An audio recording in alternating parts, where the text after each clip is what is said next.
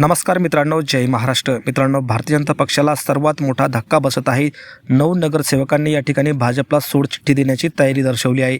त्यामुळे भिवंडीमध्ये भाजपला हा सर्वात मोठा धक्का मानला जात आहे. सविस्तर बातमी आपण जाणून घेणार आहोत. त्या अगोदर तुम्ही जर आपलं चॅनल सबस्क्राईब केलं नसेल तर चॅनलला नक्की सबस्क्राईब करून बेल आयकॉन प्रेस करा.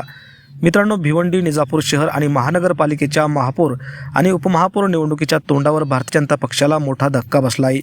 पक्षांतर्गत वाद आणि उमेदवारी अर्ज बदलाच्या निर्णयामुळे नाराज झालेल्या 9 नगरसेवकांनी बंडाचे निशाण फडकवले असून त्यांनी काँग्रेस पुरस्कृत भिवंडी सेक्युलर फ्रंटला पाठिंबा देण्याचे संकेत या ठिकाणी दिले आहे. यामुळे भाजपच्या हातून महापौर पदाची खुर्ची निसटण्याची दाट शक्यता या ठिकाणी निर्माण झाली आहे. भाजपने सुरुवातीला नारायण चौधरी यांचे नाव महापौर पदासाठी निश्चित केले होते. त्यांनी अर्ज भरल्यानंतर भाजपने ऐनवेळी स्नेहा पाटील यांना उमेदवारी जाहीर करत अर्ज भरायला लावला. पक्षाच्या या अनपेक्षित निर्णयामुळे चौधरी गट प्रचंड नाराज झाला. चौधरी यांनी उघडपणे आपली नाराजी व्यक्त करत इतर 8 नगरसेवकांसह भाजपपासून अंतर ठेवले आहे. भिवंडी महापालिकेत एकूण 90 जागा असून बहुमतासाठी 46 मतांची गरज आहे.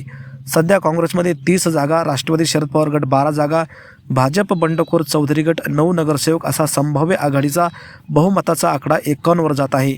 चौधरी गट बाजूला झाल्याने मूळ भाजपकडे आता केवळ 13 नगरसेवक उरले आहेत. भाजपचे एकूण 22 नगरसेवक निवडून आले होते. शिवसेना, शिंदे गट आणि इतर छोट्या आघाड्यांची भूमिका अद्याप गुलदस्त्यात असली तरी अंकगणित पाहता काँग्रेसचा विजय सुकर होताना दिसत आहे. 20 फेब्रुवारी रोजी होणाऱ्या या निवडणुकीत आता संपूर्ण राज्याचे या ठिकाणी लक्ष निकालाकडे लागलं आहे. तर मित्रांनो, तुम्हाला काय वाटतं या संदर्भात? तुमच्या प्रतिक्रिया कमेंट बॉक्समध्ये नक्की व्यक्त करा. धन्यवाद. जय महाराष्ट्र.